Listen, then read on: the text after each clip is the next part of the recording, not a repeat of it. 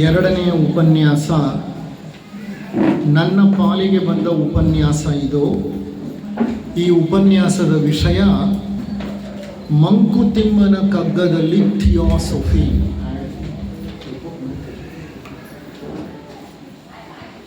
ಮಂಕುತಿಮ್ಮನ ಕಗ್ಗ ಒಂದು ಶ್ರೇಷ್ಠ ಕೃತಿ ಎನ್ನುವುದು ನಮ್ಮ ಅರಿವಿಗೆ ಬಂದಿದೆ ಈಗ.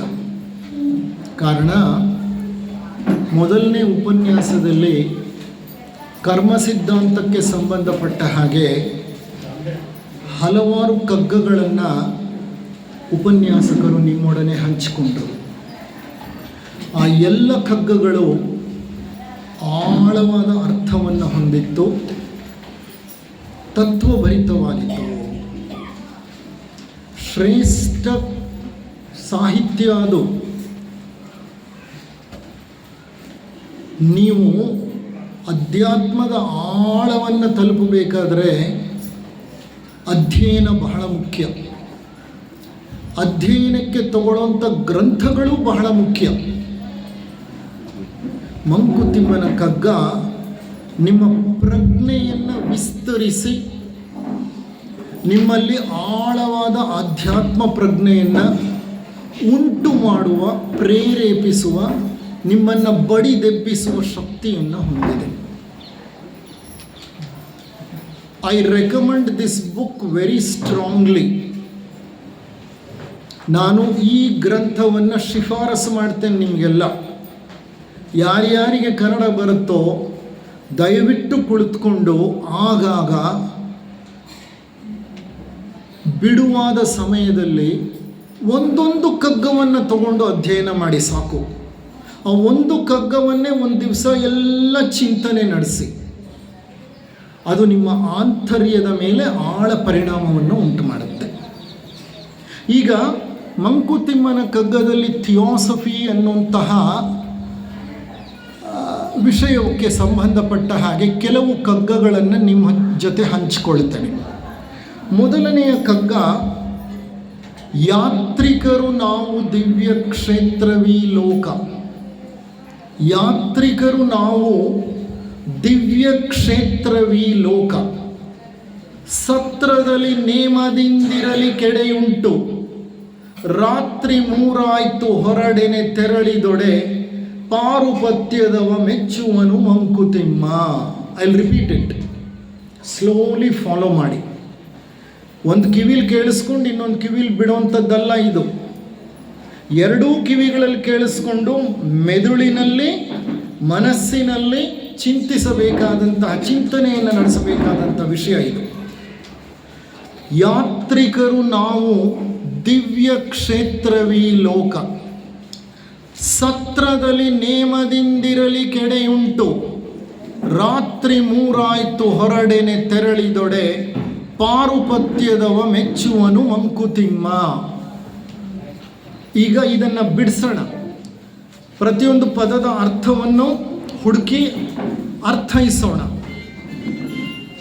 ನಾವೆಲ್ಲ ಯಾತ್ರಿಕರು ಅಂತ ಹೇಳ್ತಾರೆ ಡಿ ವಿ ಗುಂಡಪ್ಪನವರು. ಯಾತ್ರಿಕರು ನಾವು ಇಲ್ಲಿ ಶಾಶ್ವತವಾಗಿ ಇರ್ಲಿಕ್ಕೆ ಬಂದವರಲ್ಲ.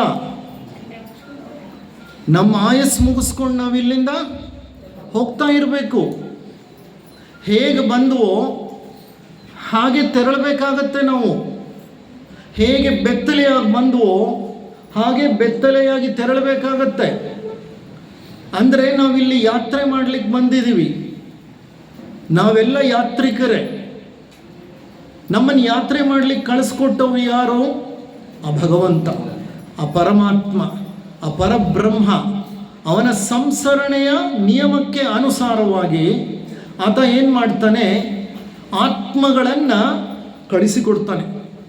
ಆ ಆತ್ಮಗಳು ಇಲ್ಲಿ ಬಂದು ಶರೀರಗಳ ಒಳಗೆ ಸೇರಿಕೊಂಡು ಆಯಸ್ಸು ಪೂರ್ಣ ಇಲ್ಲಿ ಬದುಕಿದ್ದು ಅನುಭವಗಳನ್ನು ಶೇಖರಿಸಿ, ಅನುಭವಗಳನ್ನು ಪಡೆದು ನೂರಾರು ವ್ಯಕ್ತಿಗಳ ಜೊತೆ ಸಂಪರ್ಕ ಸಂಬಂಧಗಳನ್ನು ಏರ್ಪಡಿಸಿಕೊಂಡು ಆ ಸಂಬಂಧ ಸಂಪರ್ಕಗಳ ಮಧ್ಯೆ ತನ್ನದೇ ಆದ ಒಂದು ಜೀವನವನ್ನು ರೂಪಿಸಿಕೊಂಡು ತನ್ನ ವ್ಯಕ್ತಿತ್ವವನ್ನು ಬೆಳೆಸಿಕೊಂಡು ಪರಿಪಕ್ವವಾಗಿ ಹಿಂತಿರುಗಬೇಕು.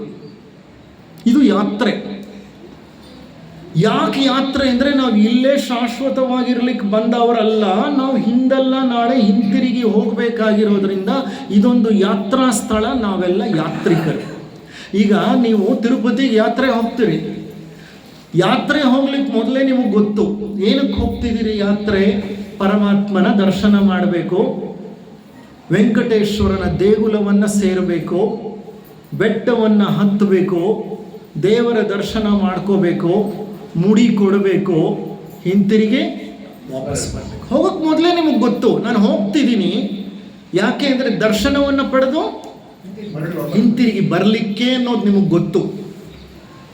ಹಾಗಾದರೆ ನೀವು ಯಾವುದೇ ಸ್ಥಳಕ್ಕೆ ಹೋಗೋ ಮೊದಲು ನಾನು ಹಿಂತಿರುಗಿ ಬರಬೇಕು ಅನ್ನೋಂತಹ ಒಂದು ಭಾವ, ಅನ್ನೋಂತಹ ಸತ್ಯ ನಿಮ್ಮ ಅರಿವಿಗೆ ಬಂದಿದ್ದೇ ಆದರೆ ಅದು ಯಾತ್ರೆನೇ. ಅದು ಅಮೇರಿಕಾಗೆ ಹೋಗ್ತೀರಿ, ನನ್ನ ಮಗ ಇದ್ದಾನೆ ಅಂತ, ಎಷ್ಟು ತಿಂಗಳು? ಮ್ಯಾಕ್ಸಿಮಮ್ 6 ತಿಂಗಳು.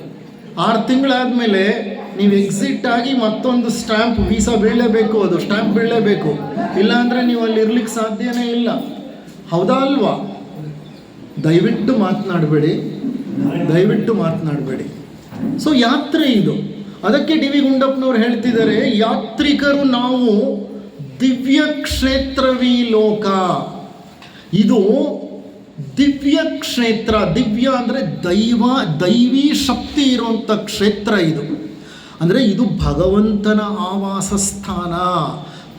ಕಣಗಳಲ್ಲಿ ಆ ಭಗವಂತನ ಚೈತನ್ಯ ಇಲ್ಲಿ ಸದಾ ನೆಲೆಸಿರುತ್ತೆ. ಅಣು ರೇಣು ತೃಣ ಕಾಷ್ಠಾದಿಗಳಲ್ಲಿ ಭಗವಂತನ ಚೈತನ್ಯ ಸ್ಪಂದಿಸುತ್ತಿರುತ್ತದೆ. ಇಲ್ಲಿ ಭಗವಂತನಿಲ್ಲದ ಸ್ಥಳವೇ ಇಲ್ಲ. ಈ ಮರ್ತ್ಯ ಲೋಕವನ್ನೋದು ಭಗವಂತನ ಒಂದು ಆವಾಸ ಸ್ಥಾನ. ನಿಮ್ಮೊಳಗೂ ಇದ್ದಾನೆ, ನಿಮ್ಮ ಹೊರಗೂ ಇದ್ದಾನೆ. He is immanent and he is transcendent.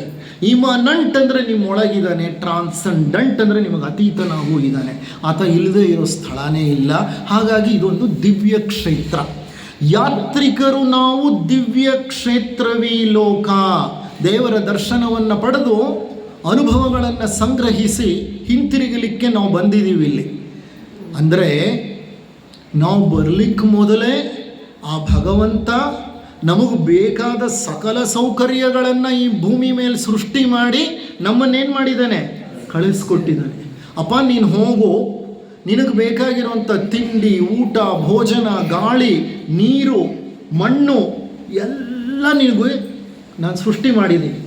ನೀನು ಹೋಗು, ನಾನು ಸೃಷ್ಟಿ ಮಾಡಿದ್ದೀನಲ್ಲ ಅದನ್ನೆಲ್ಲ ಅನುಭವಿಸು. ಆ ಅನುಭವಗಳನ್ನು ಶೇಖರಿಸಿ ಅವುಗಳ ಮಧ್ಯೆ ನೀನು ಸಂಸರಣೆಯ ಮಾರ್ಗದಲ್ಲಿ ಬೆಳೆದು ಹಿಂತಿರುಗಿ ಬಾ ಅಂತ ಕಳಿಸ್ಕೊಡ್ತಾನೆ. ಆತ ನಮ್ಮನ್ನು ಮೊದಲೇ ಏನೇನು ಬೇಕೋ ನಮಗೆ ಎಲ್ಲವನ್ನೂ ಸೃಷ್ಟಿ ಮಾಡಿ ನಮ್ಮನ್ನು ಇಲ್ಲಿ ಕಳಿಸಿರೋದು. ಆತ ಏನಾದರೂ ಇದ್ಯಾವುದು ಸೃಷ್ಟಿ ಮಾಡದೇ ಇದ್ದಿದ್ರೆ ನಾವು ಬದುಕಲಿಕ್ಕೆ ಇಲ್ಲಿ ಸಾಧ್ಯವೇ ಇರಲಿಲ್ಲ.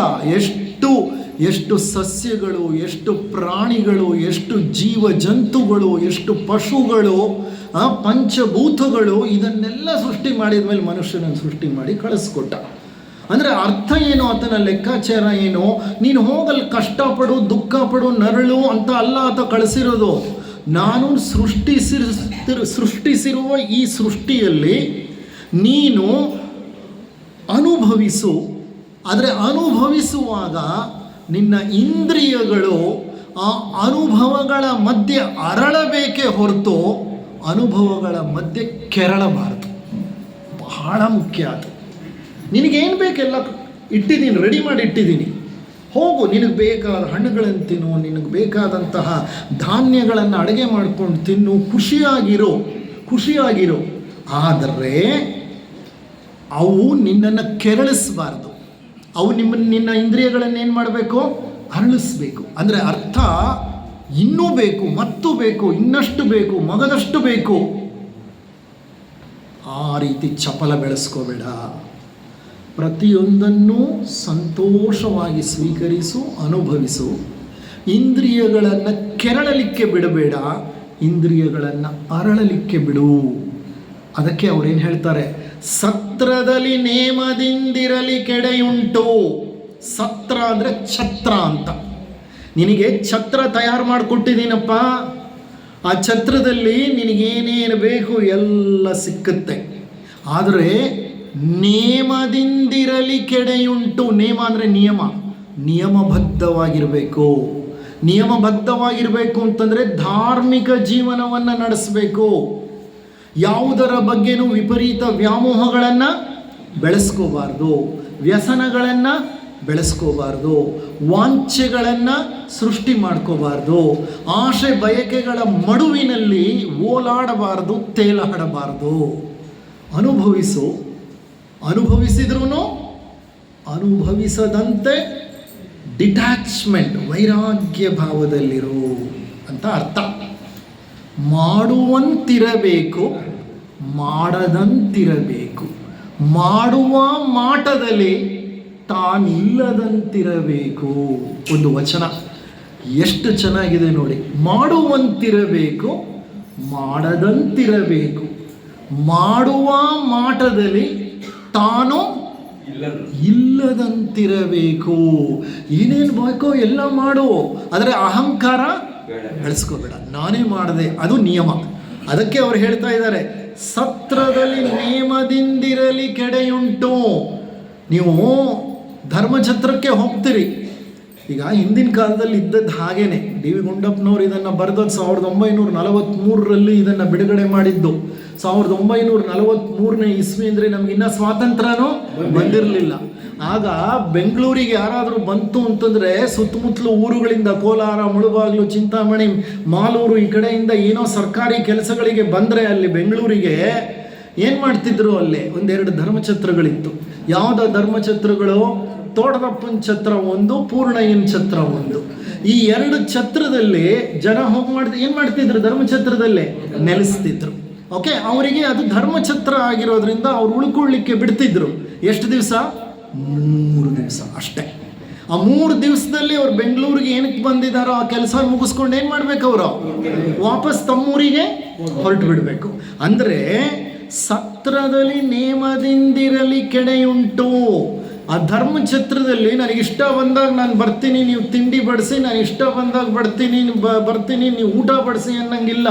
ಅವ್ರು ಯಾವಾಗ ತಿಂಡಿ ಕೊಡ್ತಾರೋ ಆವಾಗ ಅಲ್ಲಿ ಹೋಗಬೇಕು, ಯಾವಾಗ ಊಟ ಹಾಕ್ತಾರೋ ಆವಾಗ ಊಟ ಮಾಡಬೇಕು, ಯಾವಾಗ ಬಿಸಿ ನೀರು ಇಡ್ತಾರೆ ಆವಾಗ ನೀವು ಸ್ನಾನ ಮಾಡ್ಕೋಬಹುದು. ನಾನು ಹೇಳ್ದಂಗೆ ಅವ್ರು ಕೇಳಲ್ಲ, ಅವ್ರು ಹೇಳ್ದಂಗೆ. ಈ ಧರ್ಮಛತ್ರನೂ ಹಾಗೆ, ಭಗವಂತನ ಧರ್ಮಛತ್ರ. ಆ ಭಗವಂತ ಹೇಳಿದ ಹಾಗೆ ನಾವು ಕೇಳಬೇಕಾಗತ್ತೆ. ನಿಯಮಬದ್ಧವಾಗಿ ಬದುಕಬೇಕು, ನಿಯಮಬದ್ಧವಾಗಿಲ್ಲಿರಬೇಕು.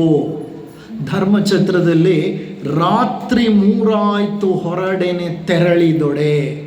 ಧರ್ಮಛತ್ರದಲ್ಲಿ ಏನು ಮಾಡ್ತಾರೆ? ಯಾರೋ ಪಾರ್ಪತ್ಯಗಾರ ಇರ್ತಾನೆ. ಪಾರ್ಪತ್ಯಗಾರ ಅಂದರೆ ಯಾರು? ಸೂಪರ್ವೈಸರು. ಆ ಛತ್ರಕ್ಕೊಬ್ಬ ಸೂಪರ್ವೈಸರ್ ಇರ್ತಿದ್ದ. ಪೂರ್ಣಯ್ಯನ ಛತ್ರದಲ್ಲಾಗಲಿ, ತೋಟದಪ್ಪನ ಛತ್ರದಲ್ಲಾಗಲಿ ಆ ಸೂಪರ್ವೈಸರ್ ಯಾರು ಬರ್ತಿದ್ದಾರೆ, ಎಷ್ಟು ಹೊತ್ತಿಗೆ ಬಂದರು, ಇವ್ರು ಎಷ್ಟು ದಿವಸ ಇರ್ತಾರೆ, ಯಾವಾಗ ಇವ್ರು ಹೋಗಬೇಕು ಎಲ್ಲ ಗುರ್ತು ಮಾಡಿ ಇಟ್ಕೊಂಡಿರ್ತಿದ್ದ ಬರೆದು. 3 ದಿನ ಆಯಿತು ಅಂದರೆ ರಾತ್ರಿ 3 ಆಯಿತು ಹೊರಡೇನೆ. ಆಯ್ತಪ್ಪ 3 ದಿವಸ ಇನ್ನು ಹೊರಡಬೇಕು ನೀನು ಅಂದ ತಕ್ಷಣ ನಾನೇನು ಮಾಡಬೇಕು? ಛತ್ರನ ಬಿಟ್ಟು ನಂದೇನೇನಿದೆಯೋ ಎಲ್ಲ ಎತ್ಕೊಂಡು ಹೊರಡ್ತಾ ಇರಬೇಕು. ರಾತ್ರಿ 3 ಆಯಿತು ಹೊರಡೇನೆ ತೆರಳಿದೊಡೆ. ಪಾರುಪತ್ಯದವ ಮೆಚ್ಚುವನು ಮಂಕುತಿಮ್ಮ. ಪಾರುಪತ್ಯದವ ಅಂದರೆ ಸೂಪರ್ವೈಸರ್ ಇರ್ತಾನಲ್ಲ, ಇದನ್ನೆಲ್ಲ ನೋಡ್ಕೋತಾ ಇರ್ತಾನಲ್ಲ, ಅವನಿಗೆ ತುಂಬ ಸಂತೋಷ ಆಗುತ್ತಪ್ಪ. ಎಷ್ಟು ಒಳ್ಳೆ ಯಾತ್ರಿಕ ಇವನು. 3 ದಿನ ಅಂತ ಬಂದ ಛತ್ರಕ್ಕೆ 3 ದಿನ ಮುಗೀತು ಅಂದ ತಕ್ಷಣ ಏನು ಮಾಡ್ದ? ಜಾಗ ಖಾಲಿ ಮಾಡ್ಕೊಂಡು ಹೋದ.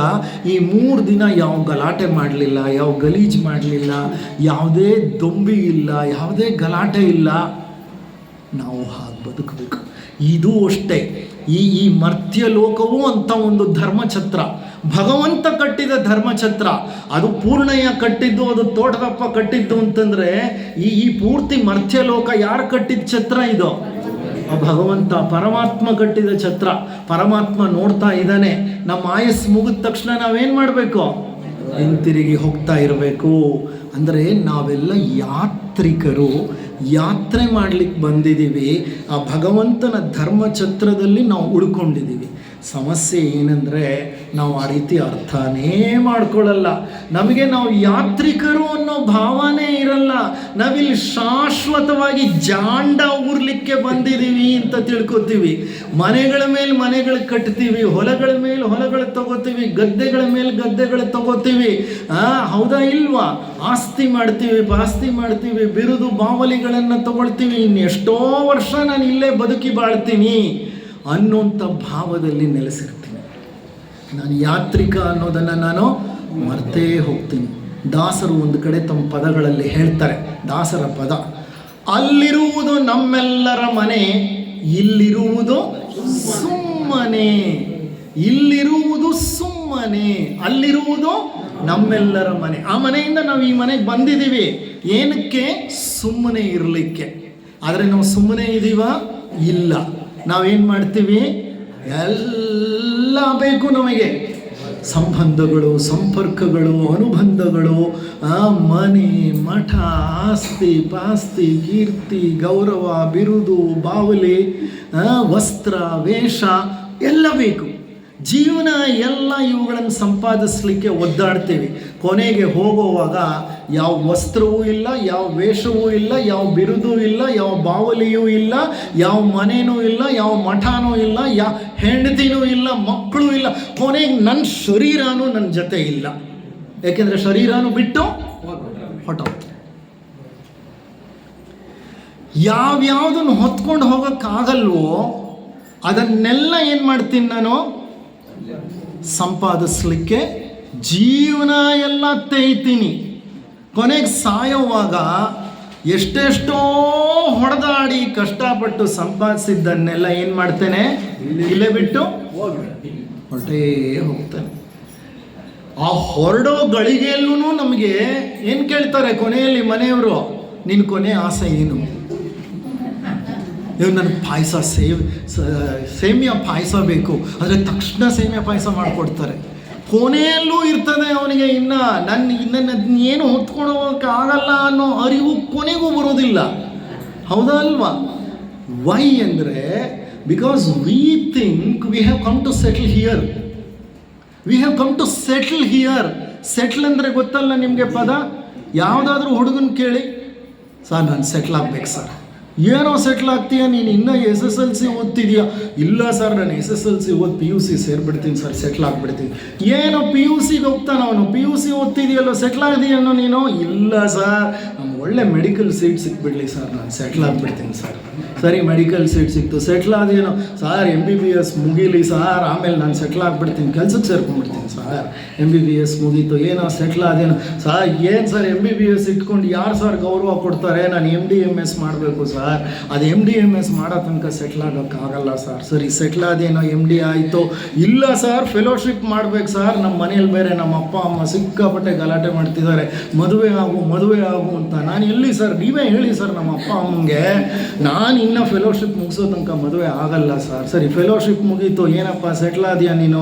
ಎಲ್ಲಿ ಸರ್ ಹುಡುಗಿನ ಹುಡುಕ್ತಿದ್ದೀನಿ, ಎಷ್ಟು ಹುಡುಕಿದ್ರು ಸಿಗ್ತಾ ಇಲ್ಲ ಸರ್. ನನಗೆ ಬೇಕಾಗಿರೋ ಹುಡುಗಿ, ನಾನು ಫೆಲೋಶಿಪ್ ಮಾಡಿದ್ದೀನಿ ಸರ್, ನನಗೂ ಒಂದು ಫೆಲೋಶಿಪ್ ಮಾಡಿರೋ ಹುಡುಗಿ ಬೇಕಲ್ಲ ಸರ್. ಸರಿ ಮದುವೆನೂ ಆಯಿತು, ಸೆಟ್ಲ್ ಆಯ್ತೇನಪ್ಪ ನೀನು? ಸರ್ 5-6 ವರ್ಷ ಆಯಿತು, ಮಕ್ಕಳೇ ಆಗಿಲ್ಲ ಸರ್. ಏನು ಮಾಡಲಿ ಸರ್? ಮಕ್ಕಳಾದ್ಮೇಲೆ ಸೆಟ್ಲ್ ಆಗಿಬಿಡ್ತೀನಿ ಸರ್. ಮಕ್ಕಳಾದ್ಮೇಲೆ ಕೇಳಿ ಅಲ್ಲಿಗೆ ಮುಗೀತು ಸರ್, ಮಕ್ಕಳು ದೊಡ್ಡವ್ರಾಗಬೇಕು ಸರ್, ಅವ್ರಿಗೆ ಮದುವೆ ಮಾಡಬೇಕು. ಯಾವಾಗ ಸೆಟ್ಲ್ ಆಗೋದು? ಸೆಟ್ಲ್ ಆಗ್ಲಿಕ್ಕೆ ನಾವು ಬಂದೇ ಇಲ್ಲ. We have come here not to settle, we have come here to pass through. ಅರ್ಥ ಆಗ್ತಿದೆಯಾ?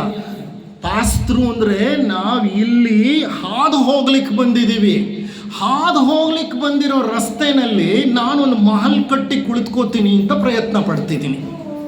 ಅದಕ್ಕೆ ಹೇಳ್ತಾರೆ ಇಂಗ್ಲೀಷ್ ಭಾಷೆಯಲ್ಲಿ, you try to settle at a place where settlement is impossible. ಇದು ಮನುಷ್ಯನ ಒಂದು ದೊಡ್ಡ ಸಮಸ್ಯೆ. I like to settle at a place where settlement is impossible. Settlement ಆಗ್ಲಿಕ್ಕೆ ಸಾಧ್ಯನೇ ಇಲ್ಲ ಅನ್ನೋ ಸ್ಥಳದಲ್ಲಿ ನಾನು ಸೆಟ್ಲ್ ಆಗ್ಲಿಕ್ಕೆ ಪ್ರಯತ್ನ ಪಟ್ಟು ಜೀವನ ಎಲ್ಲ ವ್ಯರ್ಥ ಮಾಡ್ತೀನಿ. This is what is the meaning of it. ಯಾಕೆ ಅಂದರೆ ನಾನು ಯಾಕೆ ಸೆಟ್ಲ್ ಆಗ್ಲಿಕ್ಕೆ ಸಾಧ್ಯ ಇಲ್ಲ ಅಂದರೆ ನಾನು ಯಾತ್ರಿಕ. I am a traveller. ಈ ಟ್ರಾವೆಲರ್ ಅನ್ನೋಂಥ ಪದ ನಮಗೆ ಆಳವಾಗಿ ಒಳಗೆ ಹೋಗಿ ಕೂತ್ಕೊಂಡು ಬಿಟ್ರೆ ನಾವೇನು ಮಾಡ್ತೀವಿ ಗೊತ್ತಾ? ಐ ಆಮ್ ಎ ಟ್ರಾವೆಲರ್ ಅಂದರೆ ತೂಕ ಜಾಸ್ತಿ ಮಾಡ್ಕೊಳ್ಳಿಕ್ಕೆ ಇಷ್ಟಪಡ್ತೀನ, ತೂಕ ಕಡಿಮೆ ಮಾಡ್ಕೊಳ್ಳಿಕ್ಕೆ ಇಷ್ಟಪಡ್ತೀನ? ಕಡಿಮೆ ಮಾಡ್ಕೊಳ್ಳಿಕ್ಕೆ ಇಷ್ಟಪಡ್ತೀನಿ ತಾನೆ. ಈಗ ಅಮೇರಿಕಾಗೆ ಹೋಗಬೇಕು, ಏನು ಮಾಡ್ತೀನಿ ನಾನು? ಏರ್ಪೋರ್ಟ್ನಲ್ಲೇ ಎತ್ತು ಬಿಸಾಕ್ಬಿಡ್ತಾರೆ ನೀವು ಜಾಸ್ತಿ ತೂಕ ತೊಗೊಂಡು ಹೋದರೆ, ಹೌದಾ ಇಲ್ವಾ? ಸೊ ನಾನು ಎಷ್ಟು ತೂಕ ಕಡಿಮೆ ಮಾಡ್ಕೊಳ್ಳಿಕ್ಕೆ ಬೇಕೋ ಅಷ್ಟು ತೂಕ ಕಡಿಮೆ ಮಾಡ್ಕೋತೀನಿ, because I know I am a traveller, I am travelling to US. ಅದೇ ಥರ I am travelling to that land, this is not my house, that is my house ಅನ್ನೋ ಅರಿವು ನನಗೆ ಆಳವಾಗಿ ಬಂದಿದ್ದೆ. ಆದರೆ ನಾನು ಇಲ್ಲಿ ತೂಕ ಜಾಸ್ತಿ ಮಾಡ್ಕೊಳ್ಳಿಕ್ಕೆ ಹೋಗಲ್ಲ. ತೂಕ ಜಾಸ್ತಿ ಮಾಡ್ಕೊಳ್ಳೋದು ಅಂದರೆ ಮನೆ ಕಟ್ಟೋದು, ಮಠ ಇರಲಿ, ಅದು ಮಾಡಬೇಡಿ ಅಂತ ನಾನು ಹೇಳ್ತಾ ಇಲ್ಲ. ಆದರೆ ಅದಕ್ಕೆ ಒಂದು ಲಿಮಿಟ್ ಇರುತ್ತೆ, ಒಂದು ಪರಿಮಿತಿ ಇರುತ್ತೆ. ಆ ಪರಿಮಿತಿಯನ್ನು ಬೇರೆ ಯಾರೂ ನಮಗೆ ಸೃಷ್ಟಿ ಮಾಡಿಕೊಡೋದಿಲ್ಲ, ನಾವೇ ಸೃಷ್ಟಿ ಮಾಡ್ಕೋಬೇಕು. This is enough, this is enough, this is enough. ಒಂದು ಹಂತ ಬರುತ್ತೆ, ಆಗ ಕೆರೆಯ ನೀರನ್ನು ಆ ಕೆಲಸ ಪ್ರಾರಂಭ ಮಾಡಬೇಕು, ಆ ಕೆಲಸ ಪ್ರಾರಂಭ ಮಾಡಬೇಕು. ಆದರೆ ಆ ಒಂದು ಭಾವ ನಮ್ಮಲ್ಲಿ ಬರೋದೇ ಇಲ್ಲ. ನಾವು ಸದಾ ಇಲ್ಲಿ ಶಾಶ್ವತವಾಗಿ ನೆಲೆಸ್ತೇವೆ ಅನ್ನೋಂಥ ಒಂದು ಭಾವದಲ್ಲಿ ಉಳ್ಕೊಂಡ್ಬಿಡ್ತೇವೆ. ಇದಕ್ಕೆ ಸಂಬಂಧಪಟ್ಟ ಹಾಗೆ ಥಿಯೋಸಫಿಯಲ್ಲಿ ಈ ವಿಷಯ ಬರುತ್ತೆ. ನಾವೆಲ್ಲ ಯಾತ್ರಿಕರು, ನಾವಿಲ್ಲಿಗೆ ಯಾತ್ರೆ ಮಾಡಲಿಕ್ಕೆ ಬಂದಿದ್ದೀವಿ ಅಂತ DV ಗುಂಡಪ್ಪನವರು ಈ ಕಗ್ಗದಲ್ಲಿ ಏನು ಹೇಳಿದರು, ಈ ವಿಷಯನ ಗುಂಡಪ್ಪನವರಿಗಿಂತ ಹಿಂದೆಯೇ ಮ್ಯಾಡಮ್ ಬ್ಲಾವೆಟ್ಸ್ಕಿ ಅವರು ಸೀಕ್ರೆಟ್ ಡಾಕ್ಟ್ರಿನ್ ಗ್ರಂಥದಲ್ಲಿ ಬರೀತಾರೆ. ಅದನ್ನು ಸೀಕ್ರೆಟ್ ಡಾಕ್ಟ್ರಿನ್ ಅಥವಾ ಗುಪ್ತ ಸಿದ್ಧಾಂತ ಗ್ರಂಥದಲ್ಲಿ ಪೀಠಿಕೆ ಇದೆ. ಪೀಠಿಕೆ ಅಂತ ಅಂದರೆ ಇಂಟ್ರಡಕ್ಷನ್. ಪೀಠಿಕೆಯಲ್ಲಿ 3 ಪ್ರತಿಪಾದನೆಗಳಿದೆ. ಎಷ್ಟು ಜನಕ್ಕೆ ಸೀಕ್ರೆಟ್ ಡಾಕ್ಟ್ರಿನ್ ಹೆಸರು ಗೊತ್ತು? ಕೈ ಎತ್ತಿ. ಓಕೆ, ಸೀಕ್ರೆಟ್ ಡಾಕ್ಟ್ರಿನ್ ಅನ್ನು ಗುಪ್ತ ಸಿದ್ಧಾಂತ ಅಂತ ಕರೀತಾರೆ. ಇದನ್ನು ಬರೆದವರು ನಮ್ಮ ಮ್ಯಾಡಮ್ ಬ್ಲಾವೆಟ್ಸ್ಕಿ ಅವರು. ಅದು ನಮಗೆ ಭಗವದ್ಗೀತೆ ಇದ್ದ ಹಾಗೆ, ಥಿಯೋಸಫಿಯ ಭಗವದ್ಗೀತೆ ಇದ್ದ ಹಾಗೆ. ಅದು ಶ್ರೇಷ್ಠ ಗ್ರಂಥ, ನಮ್ಮ ಥಿಯೋಸಫಿಯ ಆಕರ ಗ್ರಂಥ. ಅಂತಹ ಸೀಕ್ರೆಟ್ ಡಾಕ್ಟ್ರಿನ್ನಲ್ಲಿ, ಗುಪ್ತ ಸಿದ್ಧಾಂತ ಗ್ರಂಥದಲ್ಲಿ ಮೇಡಮ್ ಬ್ಲಾವೆಟ್ಸ್ಕಿ ಅವರು 3 ಪ್ರಪೋಸಿಷನ್ಸ್, ಪ್ರತಿಪಾದನೆಗಳನ್ನು ಬರೀತಾರೆ ಪ್ರೋಯಮ್ಮಲ್ಲಿ. ಪ್ರೋಯಮ್ ಅಂತ ಅಂದರೆ ಇಂಟ್ರೊಡಕ್ಷನ್ ಅಂತ. ಆ ಪೀಠಿಕೆಯಲ್ಲಿ ಬರೆದ 3 ಪ್ರತಿಪಾದನೆಗಳಲ್ಲಿ 3ನೇ ಪ್ರತಿಪಾದನೆ ಏನು ಗೊತ್ತಾ? 3ನೆಯ ಪ್ರತಿಪಾದನೆ ಒಂದು ಸತ್ಯವನ್ನು ನಮ್ಮ ಮುಂದೆ ಇಡುತ್ತೆ. ಅದು ಮೂಲಭೂತ ಪ್ರತಿಪಾದನೆ, 3ನೆಯ ಮೂಲಭೂತ ಪ್ರತಿಪಾದನೆ. ಅವರೇನು ಹೇಳ್ತಾರೆ ಅಂದರೆ, ಎಲ್ಲ ಆತ್ಮಗಳು ಆ ಪರಮಾತ್ಮನೊಡನೆ ಮೂಲಭೂತವಾಗಿ ಗುರುತಿಸಿಕೊಂಡಿವೆ ಎಂಬುದನ್ನು ಒತ್ತಿ ಹೇಳುತ್ತದೆ ಆ ಪ್ರತಿಪಾದನೆ. ಅಂದರೆ ಎಲ್ಲ ಆತ್ಮಗಳು ಆ ಪರಮಾತ್ಮನಿಂದ ಹೊರಟಂತಹ ಅಂಶಗಳು. ಪ್ರತಿಯೊಂದು ಆತ್ಮವು ಆ ವಿಶ್ವ ಪ್ರಜ್ಞೆಯ ಅಂದರೆ ಪರಮಾತ್ಮನ ಒಂದು ಕಿಡಿ. ಪ್ರತಿಯೊಂದು ಆತ್ಮವು ಆ ಪರಮಾತ್ಮನ ಒಂದು ಕಿಡಿ. I am A spark of the divine flame ಅಂತೀವಿ ಇಂಗ್ಲಿಷ್ ಭಾಷೆಯಲ್ಲಿ. ಡಿವೈನ್ ಫ್ಲೇಮ್ ಅಂದರೆ ದೈವವು ಒಂದು ಮಹಾಜ್ವಾಲೆಯಾದರೆ ಆ ಜ್ವಾಲೆಯಿಂದ ಹೊರಬರ್ತಾ ಇರೋ ಒಂದು ಕಿಡಿ ನನ್ನ ಆತ್ಮ. ಇದನ್ನು ಸೀಕ್ರೆಟ್ ಡಾಕ್ಟ್ರಿನ್ ಹೇಳುತ್ತೆ. ಇದನ್ನು ನಮ್ಮ ವೇದಗಳು ಹೇಳುತ್ತೆ. ಇದನ್ನು ನಮ್ಮ ಉಪನಿಷತ್ತುಗಳು ಹೇಳುತ್ತೆ. Each one of us is A spark of the divine flame. ಆ ದೈವಿ ಮಹಾಜ್ವಾಲೆ ಇದೆಯಲ್ಲ, ಆ ಜ್ವಾಲೆಯಿಂದ ಹೊರಟಂಥ ಒಂದು ಕಿಡಿಯೇ ಆತ್ಮ. ಆ ಆತ್ಮ ಒಂದು ಗರ್ಭವನ್ನು ಸೇರಿ, ಆ ಗರ್ಭವನ್ನು ಸೇರಿದ ನಂತರ ಭ್ರೂಣವಾಗಿ ಬೆಳೆದು 9 ತಿಂಗಳು 10 ದಿನದ ನಂತರ ಹೊರಗೆ ಬಂದು ಪ್ರತ್ಯೇಕವಾಗಿ ನಾವು ಒಂದು ಪ್ರತ್ಯೇಕ ಜೀವಿಯಾಗಿ ಬೆಳಿತೀವಿ. ನಾವು ಮರಣ ಹೊಂದಿದ ಮೇಲೆ ಏನಾಗುತ್ತೆ? ಆ ಸ್ಪಾರ್ಕ್ ಅನ್ನೋದು, ಆ ಕಿಡಿ ಅನ್ನೋದು ಏನಾಗುತ್ತೆ? ಮರಣದ ಸಂದರ್ಭದಲ್ಲಿ ಆ ಕಿಡಿ ಶರೀರವನ್ನು ಬಿಟ್ಟು ಹೊರಗೆ ಬಂದುಬಿಡುತ್ತೆ. ಹೊರಗೆ ಬಂದ ಮೇಲೆ ಕರ್ಮಗಳಿಗೆ ಅನುಸಾರವಾಗಿ ಕರ್ಮಗಳನ್ನು ತೀರಿಸಿಕೊಂಡು ಪುನಃ ಹಿಂತಿರುಗಿ ಬಂದು ಸೂಕ್ತ ಗರ್ಭವನ್ನು ಪ್ರವೇಶ ಮಾಡಿ ಮುಂದಿನ ಜನ್ಮವನ್ನು ತಗೊಳ್ಳುತ್ತೆ. ಅಂದರೆ ಅರ್ಥ ಏನು ಇಲ್ಲಿ? ಅರ್ಥ ಏನಂದರೆ, ಪ್ರತಿಯೊಂದು ಆತ್ಮವೂ ಆ ವಿಶ್ವ ಪ್ರಜ್ಞೆಯ ಅಂದರೆ ಪರಮಾತ್ಮನ ಒಂದು ಕಿಡಿ. ಆ ಕಿಡಿಯು ಅಥವಾ ಪ್ರತಿಯೊಂದು ಕಿಡಿಯು ಆವರ್ತನಗಳ ನಿಯಮ ಮತ್ತು ಕರ್ಮ ನಿಯಮಗಳಿಗೆ ಅನುಸಾರವಾಗಿ ಹಲವಾರು ಜನ್ಮಗಳನ್ನು ಪುನಃ ಪುನಃ ಪಡೆಯುತ್ತಾ ಒಂದು ಅನಿವಾರ್ಯ ಸಂಸರಣ ಯಾತ್ರೆಯಲ್ಲಿ ತೊಡಗಿದೆ. This is the most important part. Last part ಇದೆಯಲ್ಲ, ಆ ಕಿಡಿ ಏನು ಮಾಡುತ್ತೆ, ಬಂದು ಗರ್ಭದಲ್ಲಿ ನೆಲೆಸಿ ಮಗುವಾಗಿ ಹುಟ್ಟಿ ಆ ಮಗು ಬೆಳೆದು ಮನುಷ್ಯರಾಗಿ, ನಮ್ಮಲ್ಲೆಲ್ಲ ಆತ್ಮವೇ ಇರೋದು. ಸತ್ತ ನಂತರ ಆತ್ಮ ಅನ್ನೋ ಕಿಡಿ ಮತ್ತೆ ಹೊರಟು ಹೋಗುತ್ತೆ, ಬರುತ್ತೆ, ಹೋಗುತ್ತೆ, ಮತ್ತೆ ಬರುತ್ತೆ, ಮತ್ತೆ ಬರೋದೇ ಹೋಗಲಿಕ್ಕೆ, ಹೋಗೋದೇ ಮತ್ತೆ ಬರಲಿಕ್ಕೆ. ಇದು ಪ್ರಯಾಣ ಅಲ್ವ? ಇದು ನಿರಂತರ ಪ್ರಯಾಣ. ಎಷ್ಟೋ ಜನ್ಮಗಳನ್ನು ನಾವು ತಳೆದಿದ್ದೀವಿ. ಈಗಾಗಲೇ ನೂರಾರು ಕೋಟ್ಯಾಂತರ ಸಾವಿರಾರು ಜನ್ಮಗಳನ್ನು ಪಡೆದು ಬಂದಿದ್ದೇವೆ ನಾವು. ನಮ್ಮ ಥಿಯಾಸಫಿ ಹೇಳುತ್ತೆ, ನಾವು ಈ ಪೃಥ್ವಿ ಗ್ರಹಮಾಲೆಯ ಒಂದು ಯೋಜನೆಗೆ ಖನಿಜಗಳಾಗಿ ಎಂಟ್ರಾದ್ವಿ. ಖನಿಜಗಳಾಗಿ ಎಂಟ್ರಾದವರು ನಾವು ಖನಿಜ ವರ್ಗವನ್ನು ದಾಟಿ ಸಸ್ಯ ವರ್ಗಕ್ಕೆ ಬಂದ್ರಿ, ಸಸ್ಯ ವರ್ಗವನ್ನು ದಾಟಿ ಪ್ರಾಣಿ ವರ್ಗಕ್ಕೆ ಬಂದ್ವಿ, ಪ್ರಾಣಿ ವರ್ಗವನ್ನು ದಾಟಿ ಮನುಷ್ಯ ವರ್ಗಕ್ಕೆ ಬಂದ್ವಿ.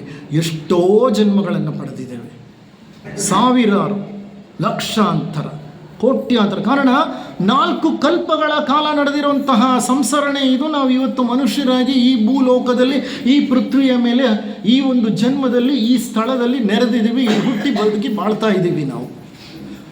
ಹಿಂಗಲ್ಲ ನಾಳೆ ಇಲ್ಲಿಂದ ಎಕ್ಸಿಟ್ ಮತ್ತೆ ಎಂಟ್ರಿ, ಎಕ್ಸಿಟ್ ಮತ್ತೆ ಎಂಟ್ರಿ. ಅದಕ್ಕೆ ಅವ್ರೇನು ಹೇಳ್ತಾ ಇದ್ದಾರೆ ಇಲ್ಲಿ, ಹಲವಾರು ಜನ್ಮಗಳನ್ನು ಪುನಃ ಪುನಃ ಪಡೆಯುತ್ತಾ ಒಂದು ಅನಿವಾರ್ಯ, ಅಬ್ಲಿಗೇಟರಿ ಅಂತಾರೆ ಇಂಗ್ಲಿಷ್ನಲ್ಲಿ, ಅನಿವಾರ್ಯ ಸಂಸರಣ, ಎವಲ್ಯೂಷನರಿ ಯಾತ್ರೆ, ಪಿಲ್ಗ್ರಿಮೇಜ್ ತೊಡಗಿದ್ದೀವಿ. ಅಂದರೆ we are engaged. We are engaged in an obligatory evolutionary pilgrimage. Obligatory, ಅನಿವಾರ್ಯ, ಅದರಿಂದ ತಪ್ಪಿಸ್ಕೊಳ್ಳಿಕ್ಕೆ ಸಾಧ್ಯನೇ ಇಲ್ಲ. ಮ್ಯಾಂಡೇಟರಿ, obligatory, mandatory, ಅನಿವಾರ್ಯ ಯಾತ್ರೆ ಇದು. ಈ ಯಾತ್ರೆಯಲ್ಲಿ ನಾನು ಬೇಕು ಅಂದ್ರೂ ಬೇಡ ಅಂದ್ರೂ ನಾನು ಇದನ್ನು ತೊಡಗಿಸ್ಕೊಳ್ಳೇಬೇಕು. ಕಾರಣ ಇದು ಭಗವಂತನ ನಿಯಮ. ನಾನು ಪರಿಪೂರ್ಣನಾಗುವ ತನಕ ಹುಟ್ಟುತ್ತಾನೆ ಇರ್ತೀನಿ, ಸಾಯ್ತಾನೆ ಇರ್ತೀನಿ. ಪರಿಪೂರ್ಣತೆಯನ್ನು ಪಡೆದಾಗ ನಾನು ಜ್ಞಾನೋದಯವನ್ನು ಹೊಂದಿ ಏನಾಗ್ತೀನಿ, ಜೀವನ್ ಮುಕ್ತನಾಗ್ಬಿಡ್ತೀನಿ. ಆಗ ಬರುವಂತಹ ಅವಶ್ಯಕತೆ ಇಲ್ಲ. ಹಾಗಾದರೆ ಅಲ್ಲಿ ತನಕ ನಡೆಯೋದೇನು, ಬರೋದು ಹೋಗೋದು, ಬರೋದು ಹೋಗೋದು, ಬರೋದು ಹೋಗೋದು ಅಂತಂದರೆ ಇದು ಯಾತ್ರಾ ಸ್ಥಳ. ನಾನೊಬ್ಬ ಯಾತ್ರಿಕ. ಇದನ್ನೇ ಥಿಯಾಸಫಿ ಹೇಳ್ತಾ ಇದೆ. ಸೊ ಕಗ್ಗ ಹೇಳ್ತಾ ಇರುವಂತಹ ಈ ಯಾತ್ರಿಕ ಅನ್ನೋ ಕಾನ್ಸೆಪ್ಟ್ ಅಥವಾ ಪರಿಕಲ್ಪನೆ ಇದೆಯಲ್ಲ, ಆ ಪರಿಕಲ್ಪನೆಯನ್ನೇ ನಮ್ಮ ಈ ಥಿಯೋಸಾಫಿಕಲ್ ಸೊಸೈಟಿಯ ಸೀಕ್ರೆಟ್ ಡಾಕ್ಟ್ರಿನ್ ಸಹ ಹೇಳ್ತಾ ಇದೆ. ಇದು ಮೊದಲನೇದು. DVG ಅವರು ಇನ್ನೊಂದು ಸುಂದರ ಕಗ್ಗ ಕೊಡ್ತಾರೆ.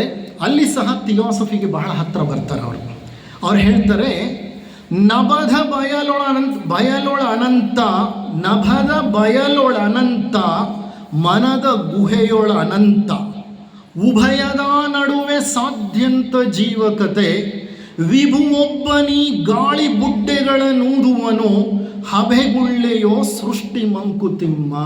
ಮತ್ತೊಮ್ಮೆ ಹೇಳ್ತಾನೆ, ನಭದ ಬಯಲೊಳ ಅನಂತ, ಮನದ ಗುಹೆಯೊಳ ಅನಂತ, ಉಭಯವ ನಡುವೆ ಸಾಧ್ಯಂತ ಜೀವಕತೆ, ವಿಭುವೊಬ್ಬನಿ ಗಾಳಿ ಬುಡ್ಡೆಗಳ ನೂದುವನು, ಹಬೆಗುಳ್ಳೆಯೋ ಸೃಷ್ಟಿ ಮಂಕುತಿಮ್ಮ. ಅಂದರೆ ನಭದ ಬಯಲೊಳ ಅನಂತ, ನಭ ಅಂದರೆ ಆಕಾಶ, ಆಕಾಶದ ಬಯಲು ಅನಂತ. ನೀವು ಭೂಮಿ ಮೇಲೆ ಎಲ್ಲೆಲ್ಲಿ ಹೋದ್ರೂ ನಿಮ್ಮ ತಲೆ ಮೇಲೆ ಏನಿರುತ್ತೆ, ಸೂರು, ಆಕಾಶವೇ, ಅನಂತವಾದ ಆಕಾಶ. ಮನದ ಗುಹೆಯೊಳ ಅನಂತ, ನಮ್ಮ ಮನಸ್ಸಿನ ಗುಹೆ ಇದೆಯಲ್ಲ ಅದು ಅನಂತ. ಕಾರಣ ಮನಸ್ಸಿನಲ್ಲಿ ವ್ಯಕ್ತ ಪ್ರಜ್ಞೆ, ಅರೆವ್ಯಕ್ತ ಪ್ರಜ್ಞೆ, ಸುಪ್ತ ಪ್ರಜ್ಞೆ, ಪ್ರಜ್ಞಾ ವಲಯಗಳು, ಆಳ ಕ್ಷೇತ್ರಗಳು, ಹಿಂದಿನ ಜನ್ಮಗಳ ಸಾಕಷ್ಟು ನೆನಪುಗಳನ್ನು ನಾವು ಸುಪ್ತ ಮನಸ್ಸಿನಲ್ಲಿ ತಳ್ಳಿ ಕೂಡಿಸ್ಬಿಟ್ಟಿದ್ದೀವಿ. ನಾವು ಏನನ್ನೂ ಮರ್ತಿಲ್ಲ, ಎಲ್ಲ ಒಳಗಿದೆ ಸರಕು. ಆದರೆ ಈಗ ಜ್ಞಾಪಕಕ್ಕೆ ಬರ್ತಿಲ್ಲ, ಬರೋದೂ ಇಲ್ಲ. ಶ್ರೀಕೃಷ್ಣ ಪರಮಾತ್ಮ ಭಗವದ್ಗೀತೆಯಲ್ಲಿ ಅರ್ಜುನನಿಗೆ ಹೇಳ್ತಾನೆ ಒಂದು ನಿರ್ದಿಷ್ಟ ಶ್ಲೋಕದಲ್ಲಿ, ಅರ್ಜುನ, ನನಗೂ ನಿನಗೂ ಒಂದೇ ಮಾರಾಯ ವ್ಯತ್ಯಾಸ. ನೀನು ನನ್ನನ್ನು ಪರಮಾತ್ಮ ಅಂತ ಕರಿತೀಯ, ನನ್ನನ್ನು ಗುರು ಅಂತ ಹೇಳ್ತೀಯ, ನಾನು ನಿನ್ನನ್ನು ಶಿಷ್ಯ ಅಂತ ಹೇಳ್ತೀನಿ, ನನ್ನ ಭಕ್ತ ಅಂತ ಹೇಳ್ತೀನಿ. ಆದರೆ ನನಗೂ ನಿನಗೂ ಒಂದೇ ವ್ಯತ್ಯಾಸ. ಏನು ಗೊತ್ತಾ ವ್ಯತ್ಯಾಸ? ಹಿಂದಿನ ಎಲ್ಲ ಜನ್ಮಗಳ ನೆನಪು ನನಗಿದೆ, ನಿನಗೆ ಹಿಂದಿನ ಯಾವ ಜನ್ಮಗಳ ನೆನಪು ಇಲ್ಲ. ಇಷ್ಟೇ ವ್ಯತ್ಯಾಸ. ಅಂದರೆ ಲಕ್ಷ ಜನ್ಮಗಳನ್ನು ನಾನು ಹೊತ್ತು ಬಂದಿದ್ದೀನಿ ಅಂತಂದರೆ ಈ ಜನ್ಮಕ್ಕೆ ಆ ಎಲ್ಲ ಜನ್ಮಗಳ ನೆನಪನ್ನು ನಾನು ಒಳಗೆ ಶೇಖರಿಸಿಟ್ಟಿದ್ದೀನಿ. That is there in our subtle mind, in our unconscious, conscious, semi conscious and unconscious ಅಂತ 3 ಭಾಗ ಇದೆ ಮನಸ್ಸಿನಲ್ಲಿ. ಅನ್ಕಾನ್ಷಿಯಸ್ ಮೈಂಡ್ನಲ್ಲಿ ತುಂಬಿಸಿಟ್ಟಿದ್ದೀನಿ. ಅದಕ್ಕೆ ಅವ್ರು ಹೇಳ್ತಾ ಇದ್ದಾರೆ, ಮನದ ಗುಹೆಯೂ ಅನಂತವೇನಪ್ಪ. ಒಂದು ಕಡೆ ಮನಸ್ಸು ಅನಂತ, ಒಂದು ಕಡೆ ಫಿಸಿಕಲ್ ಯೂನಿವರ್ಸ್ ಆಕಾಶವೂ ಅನಂತ. ಉಭಯದ ನಡುವೆ, ಇವೆರಡರ ನಡುವೆ ಸಾಧ್ಯಂತ ಜೀವಕತೆ. ಈ 2 ಅನಂತಗಳ ನಡುವೆ ನಮ್ಮ ಜೀವನದ ಕಥೆ ಸಾಗ್ತಾ ಇದೆ ಕಣಯ್ಯ. ಕಗ್ಗದಲ್ಲಿ ಹೇಳೋದು, ಮಂಕುತಿಮ್ಮನ ಕಗ್ಗದಲ್ಲಿ ಡಿ ವಿ ಗುಂಡಪ್ಪನವರು, 2 ಅನಂತ ಲೋಕಗಳು ಅಥವಾ ಅನಂತ ಕ್ಷೇತ್ರಗಳ ಮಧ್ಯೆ ನೀನು ನಿನ್ನ ಜೀವನವನ್ನು ರೂಪಿಸಿಕೊಂಡಿದೀಯಾ. ವಿಭು ಒಬ್ಬನಿ ಗಾಳಿ ಬುಡ್ಡೆಗಳ ನೂದುವನು. ವಿಭು ಅಂದರೆ ಯಾರು? ಎಲ್ಲೆಲ್ಲೂ ಯಾರಿದಾನೋ ಅವನನ್ನೇನಂತ ಕರೀತಾರೆ? ವಿಭು. ಎಲ್ಲೆಲ್ಲೂ ಸರ್ವಾಂತರ್ಯಾಮಿ, ಸರ್ವವ್ಯಾಪಿ ಯಾರು? ಪರಮಾತ್ಮ. ಅವನನ್ನೇ ವಿಭು ಅಂತ ಕರೆಯೋದು. ವಿಭು ಅಂದರೆ ಆಮ್ನಿ ಪ್ರೆಸೆಂಟ್ ಅಂತ. ಆಮ್ನಿ ಪ್ರೆಸೆಂಟ್ ಅಂದರೆ ಎಲ್ಲೆಲ್ಲೂ ಇರೋಂಥವನು. ವಿಭು ಒಬ್ಬನಿ ಗಾಳಿ ಬುಡ್ಡೆಗಳನ್ನೂದುವನು. ಆ ಪರಮಾತ್ಮ ಅಥವಾ ವಿಭು ಏನು ಮಾಡ್ತಾನೆ? ಗಾಳಿಯ ಬುಡ್ಡೆಗಳನ್ನು ಊದ್ತಾನೆ. ಹಬೆಗುಳ್ಳೆಯೋ ಸೃಷ್ಟಿ ಮಂಕುತಿಮ್ಮ. ಅಯ್ಯ, ಸೃಷ್ಟಿ ಅನ್ನೋದು ಮತ್ತೇನೋ ಅಲ್ಲ ಕಣಯ್ಯ, ಹಬೆಗುಳ್ಳೆಗಳು. ಅದು ಸೃಷ್ಟಿ ಅಂದರೆ ಬರೀ ಹಬೆ ಗುಳ್ಳೆಗಳು. ಏನಿದು? ಯಾಕೆ ಹೀಗೆ ಮಾತನಾಡ್ತಿದ್ದಾರೆ ಕಗ್ಗದಲ್ಲಿ? ಹಬೆಗುಳ್ಳೆಗಳು ಸೃಷ್ಟಿ ಅಂದರೆ ನಾವೆಲ್ಲ ಹಬೆಗುಳ್ಳೆಗಳ. ಹಬೆಗುಳ್ಳೆ ಅಂದರೆ ಏನು ಅರ್ಥ ಮಾಡ್ಕೋಬೇಕು ಗೊತ್ತಾ ನೀವು? ನೀರು ಕಾಯ್ತಾ ಇರುತ್ತೆ, ಮೇಲೆ ಏನು ಹೇಳುತ್ತೆ? ಗುಳ್ಳೆಗಳ ಮೇಲೆ ಇರುತ್ತೆ. ಇದು ಒಂದು ಉದಾಹರಣೆ ಅರ್ಥ ಮಾಡ್ಕೊಳ್ಳಿಕ್ಕೆ. ಇನ್ನೊಂದು ಉದಾಹರಣೆ, ಒಂದು ಮಗು ಒಂದು ಸಣ್ಣ ಬಾಟ್ಲಿನಲ್ಲಿ ಸೋಪ್ ನೀರು ಇಟ್ಕೊಂಡಿದೆ. ಸೋಪ್ ನೀರು ಇಟ್ಕೊಂಡು ಏನು ಮಾಡುತ್ತೆ? ಒಂದು ಸಣ್ಣ ಕೊಳವೆ ಇಟ್ಕೊಂಡು ಊದಿದ್ರೆ ಏನು ಬರುತ್ತೆ? ಗಾಳಿಗುಳ್ಳೆಗಳು. ಆ ವಿಷಯಕ್ಕೆ ಆಮೇಲೆ ಹೋಗೋಣ. ಬಟ್ ಆ ಥರ ಹಬೆಗುಳ್ಳೆಗಳ ಸೃಷ್ಟಿ ಎಲ್ಲ ಹಬೆಗುಳ್ಳೆಗಳಪ್ಪ ಅಂತ ಇದ್ದಾರೆ ಮಂಕುತಿಮ್ಮನ ಕಗ್ಗದಲ್ಲಿ. ಹಾಗಾದರೆ ನಾನು ಹಬೆಗುಳ್ಳೆನಾ? ನೀವು ಹಬೆಗುಳ್ಳೆನಾ? ಈ ವಸ್ತು ಹಬೆಗುಳ್ಳೆನಾ? ನಾನು ಹಾಕ್ಕೊಂಡಿರೋ ಕನ್ನಡಕ ಹಬೆಗುಳ್ಳೆನಾ? ನೀವು ಕೂತಿರೋ ಚೇರ್ ಹಬೆಗುಳ್ಳೆನಾ? ನೀವು ನೋಡ್ತಿರೋ ವಸ್ತುಗಳೆಲ್ಲ ಹಬೆಗುಳ್ಳೆನಾ? ಹೌದು, ಎಲ್ಲ ಗುಳ್ಳೆಗಳೇ. Everything is a bubble and the bubble is an empty bubble. ಶೂನ್ಯದ ಗುಳ್ಳೆಗಳು. ನೀವಾಗಲಿ, ನಾನಾಗಲಿ, ನೀವು ನೋಡ್ತಿರೋ ವಸ್ತು ಆಗಲಿ, ನೋಡ್ಲಿಕ್ಕಾಗದೇ ಇರೋ ವಸ್ತುವಾಗಲಿ, ಪ್ರತಿಯೊಂದು ಹಬೆಗುಳ್ಳೆಗಳೇ. ಹೇಗೆ? ಇದನ್ನು ಸೀಕ್ರೆಟ್ ಡಾಕ್ಟ್ರಿನಲ್ಲೂ ಬರೀತಾರೆ, ಗುಪ್ತ ಸಿದ್ಧಾಂತದಲ್ಲಿ. ಫಸ್ಟ್ ಪ್ರಿನ್ಸಿಪಲ್ಸ್ ಆಫ್ ಥಿಯಾಸಫಿಯ ಮೂಲ ತತ್ವಗಳು ಜಿನರಾಜದಾಸರು ಬರೆದಿರೋದು. ಯಾರು ಓದಿದ್ದೀರಿ ಇಲ್ಲಿ ಕೈ ಎತ್ತಿ? ಫಸ್ಟ್ ಪ್ರಿನ್ಸಿಪಲ್ಸ್ ಆಫ್ ಥಿಯಾಸಫಿಯಲ್ಲಿ ಜಿನರಾಜದಾಸರು ಬರೀತಾರೆ ಇದನ್ನು. ಸೃಷ್ಟಿ ಬಗ್ಗೆ ಬರೀತಾ ಅವ್ರು ಹೇಳ್ತಾರೆ, ಹೌದು, ಸೃಷ್ಟಿ ಎಲ್ಲವೂ ಇಂತಹ ಬುಡ್ಡೆಗಳೇ. ನಾನಾಗಲಿ, ನೀವಾಗಲಿ, ಪ್ರತಿಯೊಂದು ವಸ್ತುವಾಗಲಿ, ಪ್ರತಿ ಪದಾರ್ಥವಾಗಲಿ, ಕಣ್ಣಿಗೆ ಕಾಣುವ ವಸ್ತುವಾಗಲಿ, ಕಾಣದ ವಸ್ತುವಾಗಲಿ, ಗಾಳಿಯಾಗಲಿ, ನೀರಾಗಲಿ, ಪಂಚಭೂತಗಳಾಗಲಿ, ಪ್ರತಿಯೊಂದು ಬುಡ್ಡೆಗಳಿಂದಲೇ ಸೃಷ್ಟಿಯಾಗಿರೋದು. ಹೇಗೆ? ಪದಾರ್ಥ ಪ್ರಪಂಚದ ಸೃಷ್ಟಿಯನ್ನು ವಿವರಿಸುವಾಗ ಸೀಕ್ರೆಟ್ ಡಾಕ್ಟ್ರಿನ್ನಲ್ಲಿ ಫಸ್ಟ್ ಪ್ರಿನ್ಸಿಪಲ್ಸ್ ಆಫ್ ಥಿಯಾಸಫಿಯಲ್ಲಿ ತಿಳಿಸ್ತಾರೆ, ಪದಾರ್ಥ ಪ್ರಪಂಚದ ಸೃಷ್ಟಿಗೆ ಮೊದಲು ಒಂದು ಬಯಲಿತ್ತು. ಸೃಷ್ಟಿಯ ಆದಿಯಲ್ಲಿ ಏನೂ ಇರಲಿಲ್ಲ. ವಸ್ತುವಿರಲಿಲ್ಲ, ಬಲವಿರಲಿಲ್ಲ, ಶಕ್ತಿ ಇರಲಿಲ್ಲ, ಸ್ಥಳವಿರಲಿಲ್ಲ, ಏನೂ ಇರಲಿಲ್ಲ. ಏನು ನೋ ಫಿಸಿಕಲ್ ಡೈಮೆನ್ಷನ್ಸ್. ಸ್ಥೂಲವೂ ಏನೂ ಇಲ್ಲ, ಸೂಕ್ಷ್ಮವೂ ಏನೂ ಇಲ್ಲ. ಸೃಷ್ಟಿಯ ಆದಿ, ಅದು ಆದಿ ಮೂಲ. ಆ ಆದಿ ಮೂಲದಲ್ಲಿ ಕೊಯ್ಲಾನ್ ಅನ್ನುವಂತಹ ಒಂದು ಬಯಲಿತ್ತು.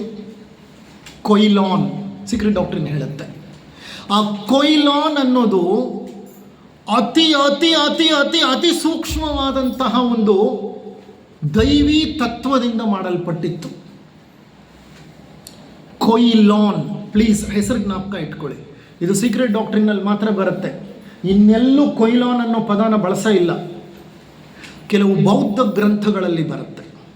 ಆ ಕೊಯ್ಲಾನ್ ಅನ್ನೋಂಥ ಒಂದು ಬಯಲಿನಲ್ಲಿ ಸೃಷ್ಟಿಕರ್ತ, ಯಾರು ಸೃಷ್ಟಿಕರ್ತ? ಎಲ್ಲವನ್ನು ತ್ರಿಮೂರ್ತಿಗಳು. ಯಾರು ತ್ರಿಮೂರ್ತಿಗಳು? Shiva, Vishnu, Brahma. First logos, second logos, third logos. First logos is Shiva, second logos is Vishnu, third logos is ಬ್ರಹ್ಮ.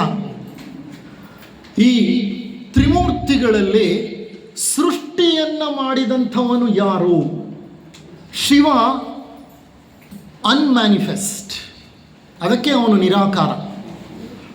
ಮೊದಲನೆಯ ಮೂರ್ತಿ ಶಿವ ಅನ್ಮ್ಯಾನಿಫೆಸ್ಟ್, ಅವನು ನಿರಾಕಾರ, ಅವನಿಗೆ ಆಕಾರವಿಲ್ಲ. ಬಟ್ ಸೆಕೆಂಡ್ ಲೋಗಾಸ್ ವಿಷ್ಣು ಸಾಕಾರ. ವಿಷ್ಣು ಮೂರ್ತಿಯಿಂದ ಗುಳ್ಳೆಗಳು ಹೊರಗೆ ಬರುತ್ತೆ. ವಿಷ್ಣು ಮೂರ್ತಿಯಿಂದ ಈ ಗಾಳಿಯ ಗುಳ್ಳೆಗಳು ಹೇಗೆ ಹೊರಗೆ ಬರುತ್ತೆ? ಕ್ರಿಯಾತ್ಮಕ ಶಕ್ತಿ, ವಿಷ್ಣುವಿನ ಕ್ರಿಯಾತ್ಮಕ ಶಕ್ತಿ, ಕ್ರಿಯೇಟಿವ್ ಫೋರ್ಸ್ ಆಫ್ ಸೆಕೆಂಡ್ ಲೋಗಾಸ್. ಆ ಕ್ರಿಯೇಟಿವ್ ಫೋರ್ಸ್ ಇದೆಯಲ್ಲ, ಕ್ರಿಯಾತ್ಮಕ ಶಕ್ತಿ ಇದೆಯಲ್ಲ, ವಿಷ್ಣುವಿನ ಕ್ರಿಯಾತ್ಮಕ ಶಕ್ತಿ, ಅದೇ ಪ್ರಾಣ. ನಮ್ಮಲ್ಲಿ ಪ್ರಾಣವಾಗಿ ಸಂಚರಿಸ್ತಾ ಇರೋದು ವಿಷ್ಣುವೇ. ಪ್ರಾಣವಾಗಿ ಸಂಚರಿಸ್ತಾ ಇರೋದು ವಿಷ್ಣು. ಈ ಪದಾರ್ಥ, ನನ್ನ ಪಂಚಭೂತಗಳಿಂದ ಮಾಡಲ್ಪಟ್ಟ ಪದಾರ್ಥವಿದೆಯಲ್ಲ, ಇದು ಬ್ರಹ್ಮ. ಈ ಶರೀರವೆಂಬ ಪದಾರ್ಥ ಬ್ರಹ್ಮನಾದರೆ ಈ ಶರೀರದಲ್ಲಿ ಹರಿತಾ ಇರುವಂಥ ಪ್ರಾಣ ವಿಷ್ಣು, ಶರೀರದಲ್ಲಿ ನೆಲೆಸಿರೋ ಆತ್ಮ ಶಿವ. ಶಿವನೂ ಇಲ್ಲೇ ಇದ್ದಾನೆ, ವಿಷ್ಣುವೂ ಇಲ್ಲೇ ಇದ್ದಾನೆ, ಬ್ರಹ್ಮನು, ಬ್ರಹ್ಮ ಏನಾಗಿದ್ದಾನೆ? ಪದಾರ್ಥವಾಗಿದ್ದಾನೆ. ವಿಷ್ಣು ಏನಾಗಿದ್ದಾನೆ? ವಿಷ್ಣು ಏನಾಗಿದ್ದಾನೆ? ಪ್ರಾಣವಾಗಿದ್ದಾನೆ. ಶಿವ ಏನಾಗಿದ್ದಾನೆ? ಆತ್ಮ ಒಳಗೆ ಉಳ್ಕೊಂಡಿದ್ದಾನೆ, ಒಳಗೆ ನೆಲೆಸಿದ್ದಾನೆ ಅಂತ. ಮೂವರು ಇಲ್ಲೇ ಇದ್ದಾರೆ. ಇಲ್ಲಿ ನಾನು ಮಾತನಾಡ್ತಿರೋ ವಿಷಯ ಸೃಷ್ಟಿಗೆ ಸಂಬಂಧಪಟ್ಟ ಹಾಗೆ. ಸೃಷ್ಟಿಯ ಆದಿಯಲ್ಲಿ ಏನೂ ಇಲ್ಲದೆ ಇರುವಾಗ ಕೊಯ್ಲಾನ್ ಅನ್ನೋ ಬಯಲಿತ್ತು. ಆ ಬಯಲಿನಲ್ಲಿ ವಿಷ್ಣುಮೂರ್ತಿ ಏನು ಮಾಡ್ದ? ತನ್ನ ಕ್ರಿಯಾತ್ಮಕ ಶಕ್ತಿ, ಫೋಹತ್ ಅಂತ ಹೇಳ್ತಾರೆ. ವಿಷ್ಣು ಮೂರ್ತಿಯ ಕ್ರಿಯಾತ್ಮಕ ಶಕ್ತಿಯನ್ನು ಸೀಕ್ರೆಟ್ ಡಾಕ್ಟ್ರಿನಲ್ಲಿ ಫೋಹತ್ ಅಂತ ಕರೀತಾರೆ. ಆ ಫೋಹತ್ ಅನ್ನೋ ಶಕ್ತಿಯನ್ನು ಉರುಬಿದ. ಯಾರು ಉರುಬಿದ್ದು? ಎಲ್ಲಿ ಉರುಬಿದ್ದು? ಕೊಯ್ಲಾನ್ನಲ್ಲಿ. ಉರುಬಿದಾಗ ಆ ಕ್ರಿಯಾತ್ಮಕ ಶಕ್ತಿ ಆ ಕೊಯ್ಲಾನ್ನಲ್ಲಿ ಏನು ಉತ್ಪತ್ತಿ ಆಯಿತು? ಗುಳ್ಳೆಗಳು, ಗುಳ್ಳೆಗಳು, ಗುಳ್ಳೆಗಳು, ಗುಳ್ಳೆಗಳು, ಬುಡ್ಡೆಗಳು, ಬುಡ್ಡೆಗಳು. ಆ ಕೊಯ್ಲಾನ್ನ ಪದಾರ್ಥ ಬುಡ್ಡೆಗಳ ಸುತ್ತಲೂ ಪದರ, ಒಳಗಡೆ ಶೂನ್ಯ. ಇಂಥ ಬುಡ್ಡೆಗಳು ಕೋಟಿ ಕೋಟಿ ಕೋಟಿ ಕೋಟಿ, ಅದು ಲೆಕ್ಕ ಹೇಳಲಿಕ್ಕೆ ಸಾಧ್ಯ ಇಲ್ಲ. Trillions of trillions of trillions of trillions ಬುಡ್ಡೆಗಳು ಉತ್ಪತ್ತಿ ಆಯಿತು. ಇದು ಸೃಷ್ಟಿಯ ಆದಿ ಮೂಲ. ಆ ಬುಡ್ಡೆಗಳು ಫೋಹತ್ನ ಶಕ್ತಿಯಿಂದ ವೇಗವಾಗಿ ತಿರುಗುತ್ತಿದ್ದವು. ಈ ಸಮುದ್ರ ಮಂಥನದಲ್ಲಿ ಸಮುದ್ರ ಹೇಗೆ ಚರ್ನ್ ಆಗ್ತಿತ್ತೋ, ಮೊಸರನ್ನು ತಗೊಂಡು ಒಂದು ಕೊಡಗೋಲು ಹಾಕಿ ನೀವು ಕಡಿತಾ ಹೋದರೆ ಹೇಗಾಗುತ್ತೋ ಹಾಗೆ ಆ ಬುಡ್ಡೆಗಳೆಲ್ಲ ದೇವರ ಚರ್ನಿಂಗ್. ಆ ಚರ್ನಿಂಗ್ ಆಗೋವಾಗ ಏಳೇಳು ಬುಡ್ಡೆಗಳು, ಏಳೇಳು ಗುಳ್ಳೆಗಳು ಏನು ಮಾಡಿದ್ವು? ಒಂದೊಂದಕ್ಕೆ ಒಂದೊಂದು ಏನು ಮಾಡುವು? ಸರಪಳಿಗಳಾಗಿ ಸೇರ್ಕೊಳ್ತಾ ಹೋದವು. ಹಾಗೆ ಸೇರ್ಕೊಳ್ತಾ ಸೇರ್ಕೊಳ್ತಾ ಸೇರ್ಕೊಳ್ತಾ ಏನಾಯಿತು? ಆತ್ಮಲೋಕದಿಂದ ಸ್ಥೂಲ ಲೋಕದ ಸೃಷ್ಟಿ ನಡೀತು. ಸ್ಥೂಲ ಲೋಕದ ಅಣುವಿಗೆ, ಸ್ಥೂಲ ಲೋಕದ ಪರಮಾಣುವಿಗೆ ಬಹಳಷ್ಟು ಆ ಗಾಳಿ ಬುಡ್ಡೆಗಳಿವೆ. ನಮ್ಮ ಪರಮಾಣುಗಳು ಮಾಡಲ್ಪಟ್ಟಿರೋದು ಗಾಳಿ ಬುಡ್ಡೆಗಳಿಂದಲೇ. ಅಂಥ ಸೂಕ್ಷ್ಮ ಬುಡ್ಡೆಗಳಿಂದಲೇ, ಅಂಥ ಪರಮಾಣುಗಳಿಂದ ನಮ್ಮ ಶರೀರ ಮಾಡಲ್ಪಟ್ಟಿದೆ, ಅಂಥ ಪರಮಾಣುಗಳಿಂದ ಇದು ಮಾಡಲ್ಪಟ್ಟಿದೆ, ಇದು ಮಾಡಲ್ಪಟ್ಟಿದೆ, ಇದು ಮಾಡಲ್ಪಟ್ಟಿದೆ, ಇದು ಮಾಡಲ್ಪಟ್ಟಿದೆ, ಇದು ಮಾಡಲ್ಪಟ್ಟಿದೆ, ಗಾಳಿ ಮಾಡಲ್ಪಟ್ಟಿದೆ. ನೀವು ನೋಡ್ತಿರೋ ಪ್ರತಿ ವಸ್ತುವು ಪರಮಾಣುಗಳಿಂದ ಮಾಡಲ್ಪಟ್ಟಿದೆ. ಪರಮಾಣುಗಳಿಲ್ಲದ ವಸ್ತುಗಳೇ ಇಲ್ಲ. ಆ ಪರಮಾಣುಗಳು ಯಾವುದರಿಂದ ಮಾಡಲ್ಪಟ್ಟಿದೆ? ಗಾಳಿ ಗುಡ್ಡೆಗಳಿಂದ, ಗುಳ್ಳೆಗಳಿಂದ. ಆ ಗಾಳಿ ಗುಳ್ಳೆಗಳು ಏನರಿಂದ ಮಾಡಲ್ಪಟ್ಟಿದೆ? ಫೋಹತ್. ಯಾವುದು ಫೋಹತ್ ಅಂದರೆ ವಿಷ್ಣುಮೂರ್ತಿಯ ಕ್ರಿಯಾಶಕ್ತಿ. ಅದರ ಮೂಲಕ ಕೊಯ್ಲಾನ್ನಲ್ಲಿ ಸೃಷ್ಟಿಯಾದ ಗುಳ್ಳೆಗಳು. ಇದನ್ನು ಸೀಕ್ರೆಟ್ ಡಾಕ್ಟ್ರಿನ್ ಅಷ್ಟು ಸುಂದರವಾಗಿ ವಿವರಿಸುತ್ತೆ. ಸಪ್ತ ಲೋಕಗಳು ಅಂತ ಹೇಳ್ತೀವಲ್ಲ, ಆತ್ಮಲೋಕ, ಬುದ್ಧಿಲೋಕ, ಮೇಲಿನ ಮನೋಲೋಕ, ಕೆಳಗಿನ ಮನೋಲೋಕ, ಕಾಮಲೋಕ, ಸ್ಥೂಲ ಲೋಕ, ಪ್ರಾಣಲೋಕ ಅಂತ ನಾವು ಸಪ್ತ ಲೋಕಗಳು ಅಂತ ಹೇಳ್ತೀವಲ್ಲ. ಸಪ್ತ ಲೋಕದ ಪ್ರಕೃತಿಗಳು ಈ ಗಾಳಿ ಬುಡ್ಡೆಗಳಿಂದಲೇ ಮಾಡಲ್ಪಟ್ಟಿರೋದು. ಇದನ್ನ ಸೀಕ್ರೆಟ್ ಡಾಕ್ಟ್ರಿನ್ನೇ ಅಲ್ಲ ಹೇಳೋದು, ವಿಜ್ಞಾನ ಹೇಳುತ್ತೆ. ಭೌತಶಾಸ್ತ್ರ, ಆಧುನಿಕ ಭೌತಶಾಸ್ತ್ರವಿದೆಯಲ್ಲ, ಮಾಡರ್ನ್ ಫಿಸಿಕ್ಸ್ ಅಲ್ಲಿ ಸ್ಟ್ರಿಂಗ್ ಥಿಯರಿ ಅಂತ ಒಂದಿದೆ, ಸೂಪರ್ ಸ್ಟ್ರಿಂಗ್ ಥಿಯರಿ ಅಂತ ಒಂದಿದೆ, ಕ್ವಾಂಟಮ್ ಮೆಕ್ಯಾನಿಕ್ಸ್ ಅಂತ ಇದೆ. ಆಧುನಿಕ ಭೌತಶಾಸ್ತ್ರ, ಆಧುನಿಕ ವಿಜ್ಞಾನ, ಈ ಮೂರು ಸಿದ್ಧಾಂತಗಳು ಹೇಳುತ್ತೆ ಜಗತ್ತಿನ ಎಲ್ಲ ವಸ್ತುಗಳು ಗಾಳಿ ಬುಡ್ಡೆಗಳಿಂದ ಮಾಡಲ್ಪಟ್ಟಿದೆ. ವಿಜ್ಞಾನ ಏನು ಹೇಳ್ತಿದೆಯೋ ಅದನ್ನೇ ಕಗ್ಗ ಹೇಳ್ತಾ ಇದೆ. ವಿಜ್ಞಾನ ಕಗ್ಗಗಳು ಏನು ಹೇಳ್ತಿದೆಯೋ ಅದನ್ನ ಇವೆರಡಕ್ಕಿಂತ ಮೊದಲೇ ಥಿಯಾಸಫಿ ಹೇಳ್ತಾ ಇದೆ. ಥಿಯಾಸಫಿಗಿಂತ ಮೊದಲು ಇದನ್ನ ಬೌದ್ಧ ಮತದ ಗ್ರಂಥಗಳು, ಸನಾತನ ಗ್ರಂಥಗಳಲ್ಲಿ ತಿಳಿಸಿದ್ದಾರೆ. ಅಲ್ಲದೆ ನಮ್ಮ ವೇದಾಂತವೂ ಅದನ್ನು ಹೇಳುತ್ತೆ. ನಮ್ಮ ಸನಾತನ ವೇದಾಂತವೂ ಸಹ ಗಾಳಿ ಬುಡ್ಡೆಗಳಿಂದ ಮಾಡಲ್ಪಟ್ಟಿದ್ದೀವಿ ಅಂತ ಹೇಳುತ್ತೆ. ಅಂದರೆ we are all made of bubbles. Everything is made of bubbles. ಗಾಳಿ ಬುಡ್ಡೆಗಳನ್ನ ಒಂದು ಮಗು ಸಂತೋಷವಾಗಿ ಉರುಬಿ ಬಿಡ್ತಾ ಇದೆ. ನೋಡುತ್ತೆ ಗಾಳಿ ಬುಡ್ಡೆ ಹಾರುತ್ತೆ, ಹಂಗೋಗುತ್ತೆ, ಹಿಂಗೋಗುತ್ತೆ. ಕೊನೆಗೆ ಏನಾಗುತ್ತೆ? ಪಟ್ ಅಂತ ಬುಡ್ಡೆ ಒಡೆದೋಗುತ್ತೆ. ಹಂಗಾರೆ ಈ ಬುಡ್ಡೆಗಳು ಏನಾಗಬೇಕು? ಈ ಬುಡ್ಡೆಗಳು ಇಂದಲ್ಲ ನಾಳೆ ಒಡೆದೋದ್ಮೇಲೆ ಏನಾಗಬೇಕು? ಸೃಷ್ಟಿ ಮುಗಿದು ಲಯ. ಸೃಷ್ಟಿ ಮುಗಿದು ಲಯವಾಗೋಗುತ್ತೆ. ಕೊಯ್ಲಾನ್ ಉಳ್ಕೊಳ್ಳುತ್ತೆ, ಬುಡ್ಡೆಗಳು ಹೊಟ್ಟೋಗುತ್ತೆ. ಕೊಯ್ಲಾನ್ ಸದಾ ಇರುತ್ತೆ, ಶಾಶ್ವತವಾಗಿರುತ್ತೆ. ಬುಡ್ಡೆಗಳು ವಾಪಸ್ ಹೊಟ್ಟೋಗುತ್ತೆ. ಯಾವ ಬುಡ್ಡೆಗಳನ್ನು ವಿಭುವೊಬ್ಬ ಗಾಳಿ ಬುಡ್ಡೆಗಳನ್ನು ಊದಿದನು ಅಂತಂದ್ರೋ, ಆ ಯಾವ ಬುಡ್ಡೆಗಳನ್ನು ಊದಿದ್ನೋ ಆ ವಿಭು, ಆ ಪರಮಾತ್ಮ ಆ ಬುಡ್ಡೆಗಳನ್ನೆಲ್ಲ ಏನು ಮಾಡ್ತಾನೆ? ವಾಪಸ್ಸು.